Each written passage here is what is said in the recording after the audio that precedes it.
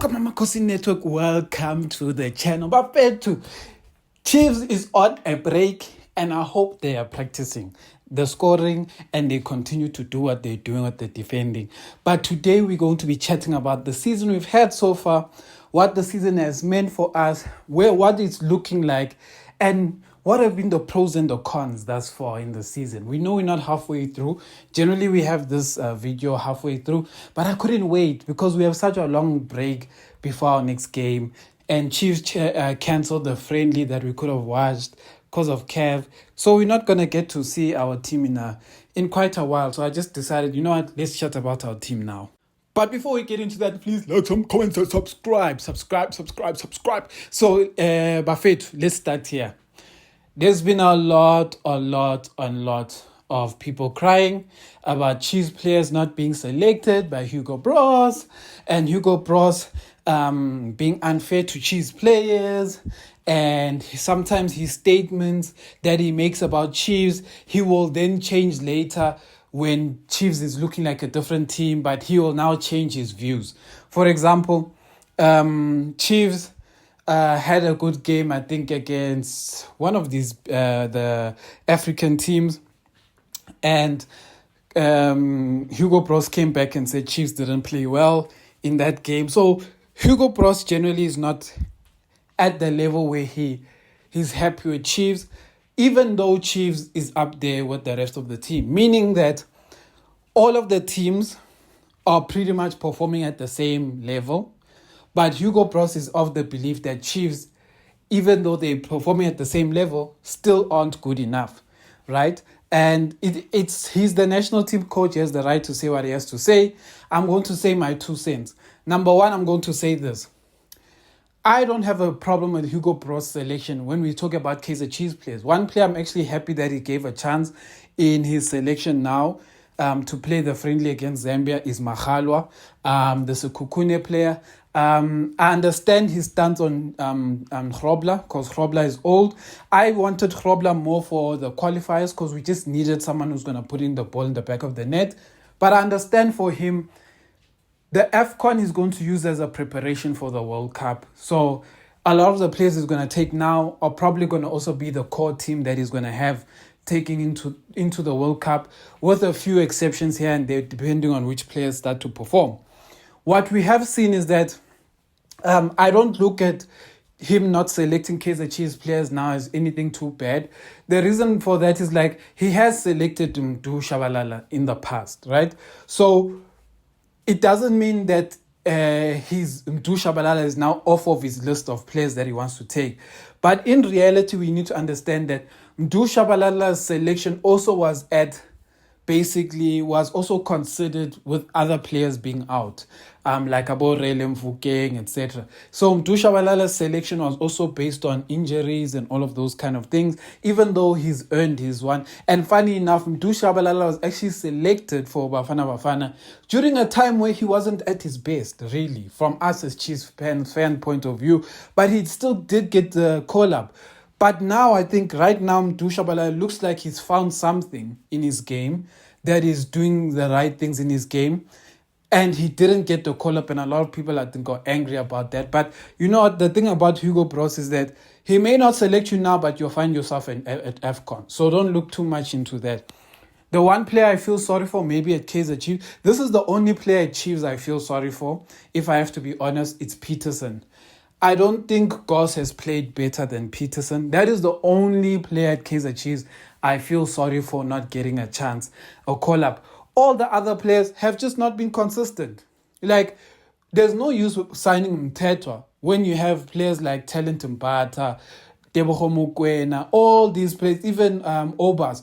You have all these players. You don't need to select Obas, Mtetwa. And Mtetwa is one of our best performing players, but as Bafana's Bros, you don't have to select that guy because you have so many players who are playing his role at an even higher level than Umthetho. So I get that one. And then in terms of defenders and stuff, Quindika has been playing well, but he's not going to replace the current Bafana guys. Someone may think Cross, but Cross plays well depending on your formation. And I don't know, I think in my previous video I did mention this, that Cross plays well if you say don't go up. If you say cross don't go up and then your formation becomes almost a back three, cross will perform well. But I don't think it's how Hugo Bros what he necessarily wants from his fullbacks. He does want his fullbacks to be able to join in play. So that's the one area where I don't think Cross is going to benefit Hugo, because what we've seen in the past is when Cross does join in play, his side gets exposed because it doesn't have pace, which is why the management the technical team has gone with the decision of making him stay back and even becoming almost like a third centre back when we are attacking. So that's why I'm saying that the Cross one, I don't even look at it in too much detail, because I just felt like, based on what Hugo wants of his left back, I don't think Cross fits that, even though he could do it, but at an international stage, I don't think it's what Hugo wants, but we'll see.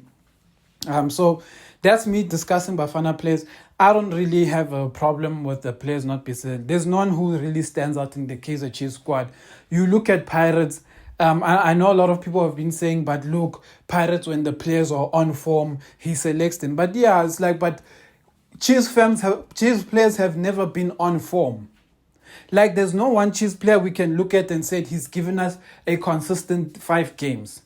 There isn't a player like that. Our players are playing niga.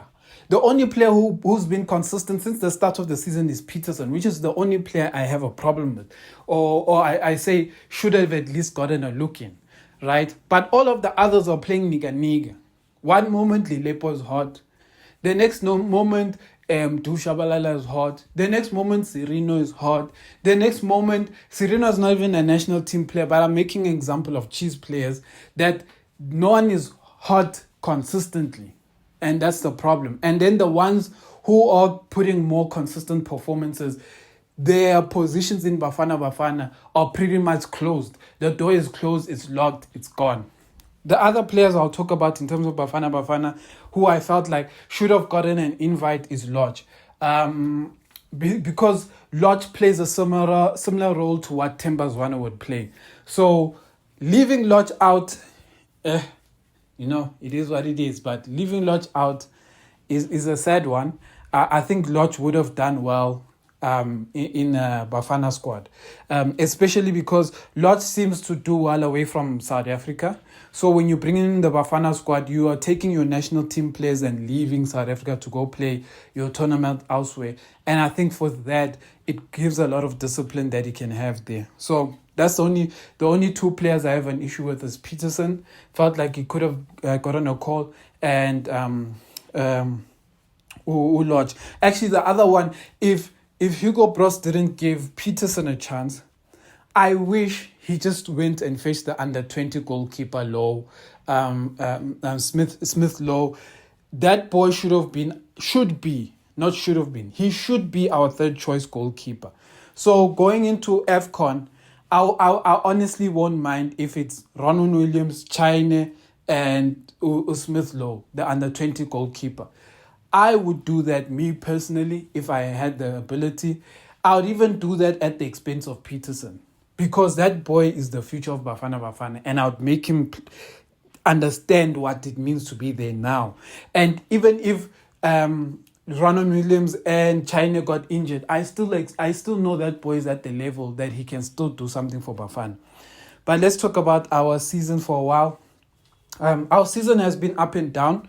We've had a lot of things happening: firing of coaches, injuries to players struggling to get registered, new players not playing, assistant coaches becoming head coaches, assistant coaches fighting, and players fighting, management not knowing what they're doing. At this moment, at the moment where we feel there is some stability right now, but we don't know yet, because we just don't know. That's the thing, is that we've had a few wins in a row, but we don't know if this is the actual result of the assistant coaches. Because if these guys go and win the next 5 games in a row, then, or let's say if they win the next games before we close the season for AFCON, then I think a lot of people will be like, these guys are cooking something. But if these guys go on and draw and lose the next games, then we're back where we started, where we're not sure what's happening. So that's why I'm saying we're in a place where we are happy that we are still at the top, but we don't know if these guys are the right guys for us. We're waiting to see. I just like how Kaizer is talking, and I like how the players, sometimes what's interesting about football is that players may not like you, but they may realize what you're doing is helping them be good players. And that's where they start respecting what you're doing with them and training. And that's hopefully what's happening with Kaizer and them. Maybe Kaizer and them are getting these guys to perform at a level that is making them play at their best, even though they still miss Nabi. But they may be starting to realize that, no, but why are we playing so well under these guys? But we don't like these guys. But we're playing well under them. Their formation is helping us click. And then before you know it, these guys buy into the Kaizer project. So that's one thing you have to look out for, is that these guys may be still missing Nabi. They may be still all crying for Nabi. But then it turns out that, hey, maybe Kaizer and them actually are knowing what they're doing. So we're hoping that it's that. And I'm just glad that the new players we've signed have started to come in a bit more. We're starting to see our team starting to shape up. When I say our team starting to shape up, a lot of the players that are now playing right now are the players who came in with Nabi's technical team. For example, we have Cross at left back. We have, one could argue Aiden McCarthy may not be, but Aiden McCarthy really started playing under Kaizer and them. So Aiden McCarthy is there. Dudley is there, also a new player under them. Quinika is the one player who's doing his best to fight for his place. But if Quinika is not there, Miguel is there. And then also on the left, we have Marco. I didn't mention Marco. And then on the right, we have Omonyani. And then Solomons and Froster were from the previous team. Tetra was from the previous team. But we have also Ngobo was from the previous team. Tabotele is from Nabi's era. Mabo is from Nabi's era. Ndlovu's from Nabi's era. You can already see that the team that is forming now is more the players that have come under the Nabi era. And then we have Lilepo, we have Vilagazi is more a Kevin Johnson era player because he was debuted there, but he's playing more under Nabi. But we have Lilepo, we have Velibai, we have Igodaro, we have Flavio Silva, we have Serino. All of these players that are making an impact are the players who have basically been signed in this season or the previous season, which shows you that there's been a shift in the level of player we've signed. And that makes a big difference because look at how quickly things change. The team we were a few years ago, struggling to make the top 8, now we're at the top, but it also needs good coaching. So I think we shouldn't take away from good coaching, and we shouldn't take away from the fact that we're not there yet. We are not the greatest team yet. We are not the best Kaizer Chiefs yet. We are getting there, hopefully. That's what we are seeing. We are seeing positive signs. Our team is not conceding. Our team is playing well, etc. That's what we're seeing. And we know that a lot of the goals we've conceded this season actually come from the Sekhukhune game. The Sekhukhune game is basically the game where we conceded the goals. Take away the Sekhukhune game, we've barely conceded any goals in the league. So that's a positive. And our gameplay is actually better, even though we all can clearly say the middle of the park has not been fixed, but the people who are there are putting in a good shift. They're doing their best that they can. When I say best that they can, Tetra is not our long-term solution. But what he's doing right now is doing a good job. Based on what he can do, he's doing a good job. But it's not a long-term solution. We have to find that solution. Because that solution is the difference between Chiefs winning league titles, I think. If we can just get 2-3 top quality DMs, or even if we get 2 top quality DMs and then just find these youngsters, man, somewhere in South Africa who we could groom to be the next ones, then it's a different story, because that engine room is lacking someone who is going to, drive that this train or drive this car. It's lacking that person. Right now we just have people who are patching, who can just keep things steady. But we need someone who can make us go at 120, or someone who can decrease us to 60 when we need it. Someone else who can make us even go at 140, 106, 200. We need that kind of player. So that's Chiefs in a nutshell. In terms of the CAF Confederation, we've done well by making it to the group stage. I will say it's unfortunate that we have the tougher of the groups. Our group is a lot of travel. Besides Zambia, the trips to Egypt are going to be painful because we have 2 teams in Egypt. 2. Hey, that's a lot. But are they beatable? Yes, they are beatable, but I think Kaizer did mention it, that unlike the prelim rounds, you have to do your best to get results now when you go to these countries. You can't just expect to win at home, because when these guys come here, these next few teams that come here, they are not going to come to South Africa to lose. You better know they are going to be irritating players. So you need to beat them, so when they come here to win, and you can beat them some more. You need to get a result away. Because if you don't get a result away, these guys are not going to allow you to beat them in South Africa. Never. They'll make sure they get their points at home. So there's that. But in terms of that, what I'll say about this season is that it's a great start from the boys. Good start from the boys. Still painful sometimes to watch. The last few weeks has been a bit better for us. We've been enjoying the football, the chance creation. We've just been knowing we have to put the ball in the back of the net. But besides that, we've been enjoying what they've been producing. The only thing that we just need right now is we need consistency from our players. We at this point, I think a lot of us want to know, are Kaizer and them working or are they not working? Because we want to know if these guys are the solution or if they're not. Because this season is an important season, because we can't be building. This season needs to end in a good note. And I know a lot of people are saying cups or nothing. But for me, if we finish in the top 3, that's a good season for us. If we're out of the Carling Cup, unfortunately, if we finish at the very least the semi-finals, finals of CAF Confederation, that's good for us. If we get to the final of Nedbank Cup or semi-final, I think that's good. And a lot of people are going to be like, no, we want to win. Yes, we all want to win. But we need to understand that our season has had too many disruptions. We basically have a new technical team now. Because what these guys are going to implement are not going to be Nabi's tactics. It's going to be their tactics.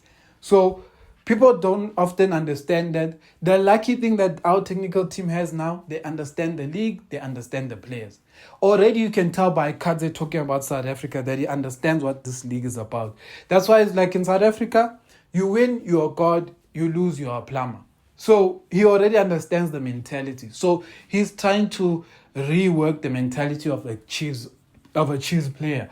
To be like, you cannot win a game and now think you are Messi. No, it doesn't work like that. Messi is determined by league titles. Messi is determined by cups. Messi is determined by consistency. Messi does not just wake up and say, today I'll play, tomorrow I won't play, he is Messi every game. And right now we don't have those kind of players in the PSL, Amakhosi.